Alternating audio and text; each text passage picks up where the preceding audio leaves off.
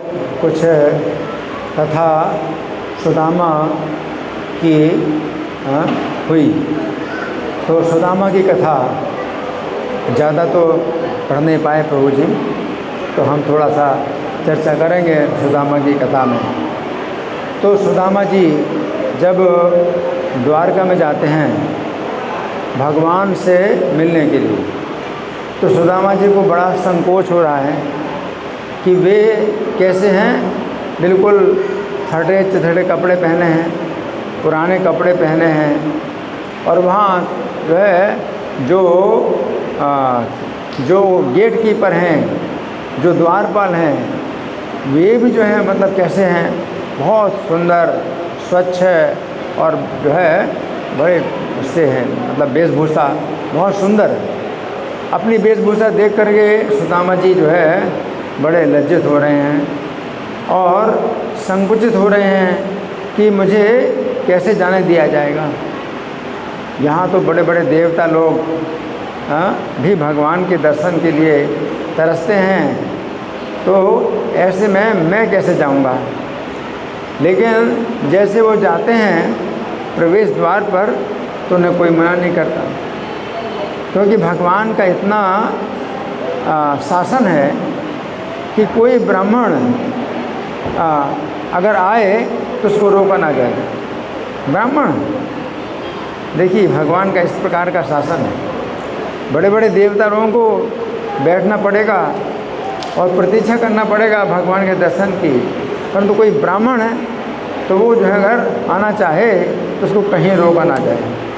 और वो धीरे धीरे चलते जा रहे हैं, डरते जा रहे हैं, तो कोई आश्चर्य, बड़ा चकित हो रहे हैं, कोई रोक नहीं रहा उनको। और अंदर चले गए और फिर और अंदर दरवाज़ा मिला और अंदर चले गए और अंदर चले गए, और कहाँ चले गए, सीधे भगवान के अंतःपुर तक पहुँच गए, जहाँ भगवान अपनी पत्नी के साथ बैठे हुए। तो कितना आश्चर्य है। और सुदामा जी को कोई रोक नहीं रहा है ना। तो भगवान का ये ऐसा नियम है कि जैसे वैकुंठ के द्वारपाल जय विजय, तो 4 कुमारों को रोका, ब्राह्मणों को रोका, तो उनको श्राप मिल गया, और भगवान ने भी अनुमोदन किया कि इनको श्राप मिलना चाहिए।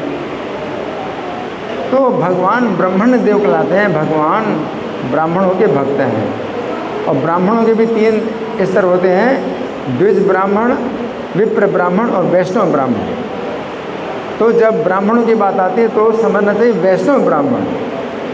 तो सुदामा जी जो है ऐसे ब्राह्मण हैं जो कि भगवान के बहुत प्रिय हैं, और भगवान उनके चरण धो रहे हैं। तो देखिए इतना भगवान का जो है प्रेम, इतनी विनम्रता सुदामा के प्रति है। लेकिन एक दूसरी भी घटना आती है, महाराज द्रुपद जब राजा हैं तो द्रोणाचार्य एक ब्राह्मण उनसे मिलने आए, और बिल्कुल इसी प्रकार जैसे कृष्ण और सुदामा बचपन में साथ साथ पढ़े, और आगे चल कर के भगवान जो है द्वारकाधीश बन गए, और सुदामा जो है निर्धन ब्राह्मण। तो निर्धन ब्राह्मण, लेकिन भगवान याद रखते हैं कि हमारे साथ ये पढ़े, और उस समय की बातें याद करते हैं कि हम साथ साथ पढ़ते थे, हम साथ साथ रहते थे, हम साथ साथ सोते थे, खाते थे। इतना जो है मतलब भगवान याद करते हैं उस समय की बातें।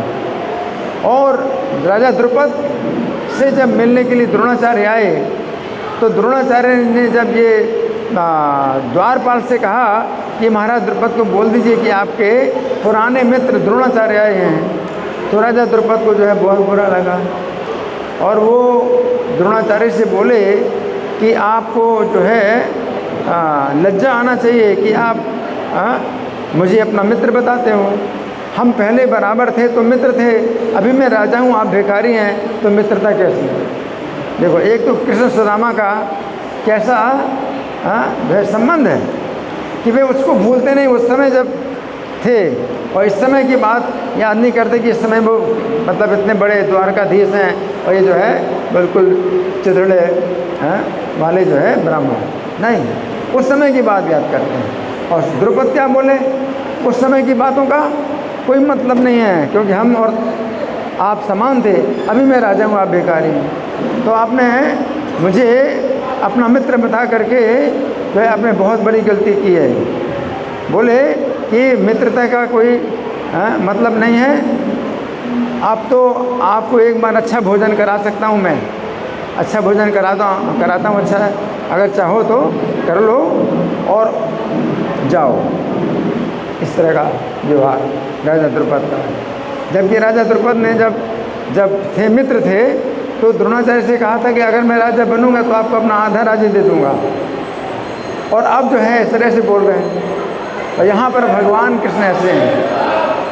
अब दूसरी बात भी सुनिए कि सुदामा जो है भगवान को जो चिवड़ा है तंडुल वो देने में बड़ा उनको लज्जा आ रही कि भगवान इतने द्वारकाधीश, तीनों लोगों के स्वामी, उनको मैं अपना वो कैसे दूं जो कि कुछ है कपड़े में बांध करके वो लाए हैं। उनकी पत्नी ने कहा भगवान को दे देना। तो भगवान जो है सुदामा के इस भाव को समझ गए, उनके लज्जा, उनकी संकोच को समझ गए। तो भगवान क्या कहते हैं, भगवान ने गीता का वही श्लोक सुनाया सुदामा को जो गीता में उन्होंने कहा पत्रम पुष्पम फलम तुजम, जो मैं पत्ता फूल फल जल जो भी भक्तिपूर्वक मुझे देता है मैं उसको ग्रहण करके खाता हूँ और बड़ा उसमें प्रेम पूर्वक उसको ग्रहण करता हूँ। और सुदामा जी फिर भी नहीं देना चाहते और बड़े संकोच कर रहे हैं। तो भगवान ये क्या है, और वो पोटली उनसे छीन ली, और पोटली छीन ली, उसमें से जो है तंडुल खा रहे हैं, बहुत प्रसन्न हो रहे हैं कि बहुत स्वादिष्ट है, बहुत स्वादिष्ट है। इस तरह से भगवान उसको ग्रहण कर रहे हैं। तो ये जो है भगवान का है। अब देखिए जैसे सुदामा संकोच कर रहे हैं कि मैं जो है भगवान को कैसे दूं, ये जो है टूटे हुए जो है चावल के टुकड़े, टूटे चावल के टुकड़ों को देने में संकोच कर रहे हैं, उसी प्रकार से भगवान भी अब सुदामा को देने में संकोच कर रहे हैं। इनको मैं क्या दूं है? तो भगवान सोचते हैं कि मैं इनको कितनी हजारों की संपत्ति में दे दूं तो भी इसके सामने कुछ नहीं है जो इन्होंने मुझे दिया। तो भगवान जो है सुदामा को दिखा करके नहीं देते हैं कि बोल करके दें कि मैंने तुम्हें ये दिया, मैंने वो दिया। इतना संकोच भगवान को है। तो भगवान ने सुदामा को सामने से कुछ नहीं दिया। जब सुदामा गए अपने घर में तो देखा कि उनकी जो है कितनी संपत्ति है, वो जो घर मकान सब बदल चुके हैं, और वो जो गांव है वो एकदम बड़ा शहर बन गया है, और बड़े बड़े द्वारपाल हैं उनकी, और उनके जो है दासियां हैं, और बहुत जो है मतलब राजा महाराजा के समान ऐश्वर्य। तो भगवान भी उतना ही संकोच कर रहे हैं सुदामा को ये देने में। सुदामा को संकोच हो रहा है कि टूटे चावल के टुकड़े कैसे दूँ। तो भगवान जो है मतलब और सामने से कुछ नहीं दिया सुदामा को। और सुदामा का देखो क्या गुण है कि भगवान ने कुछ नहीं दिया, उन्होंने ही समझा मुझे भगवान ने कुछ नहीं दिया। तो उनका स्वभाव है भगवान की कृपा को देखना। अगर भगवान कुछ दें तो भगवान की बहुत कृपा, ना दें तो भगवान की कृपा। तो उनका मन जो है हमेशा यही सोचता है कि इसमें भी भगवान की कृपा देखनी चाहिए। भगवान ने कुछ नहीं दिया, हाँ, तो क्या सोच रहे हैं, हाँ भगवान की ये भी कृपा है, मुझे कुछ नहीं दिया कि मैं इतना संपत्ति पा कर के मैं जो है भगवान को भूल जाऊंगा। तो भगवान की ये कृपा है कि मुझे कुछ नहीं दिया। तो देखो भक्ति की भी भावना ऐसी होती है कि प्रत्येक कार्य में भगवान की कृपा देखता है।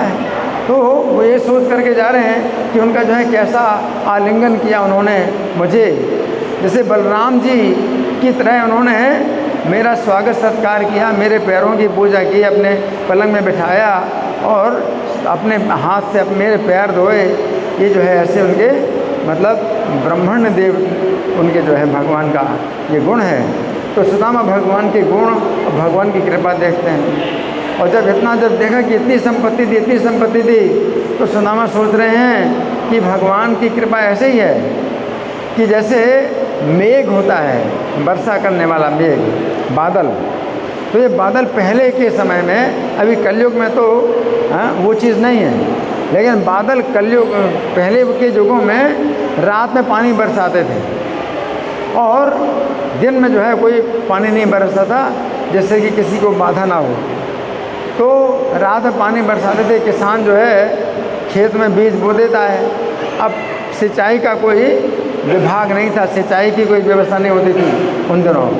तो किसान बीज बोता है और फिर भगवान जो है रात में वर्षा करते हैं। तो बादल जो है जैसे किसान का मित्र होता है और किसान के सो जाने पर वर्षा करता है, उसी प्रकार से कृष्ण बादल की तरह हैं, किसी भी बादल की तरह हैं। कि देखो मुझे कुछ भी पता नहीं चला, मैं यहाँ पर जब आया तो मुझे पता चला उन्होंने कितना दिया है। और सुदामा जी चाहते हैं कि मुझे जन्म जन्म श्री कृष्ण की मित्रता प्राप्त हो, जन्म जन्म के लिए मुझे श्री कृष्ण की मित्रता प्राप्त हुई। तो सुदामा जी जैसे भगवान के अनन्य भक्त हैं और निष्काम भक्त हैं और वो अपनी दरिद्रता में ही संतुष्ट रहने वाले हैं। और भगवान ने जब इतना दिया तो उसको भी भगवान की कृपा माना, है ना।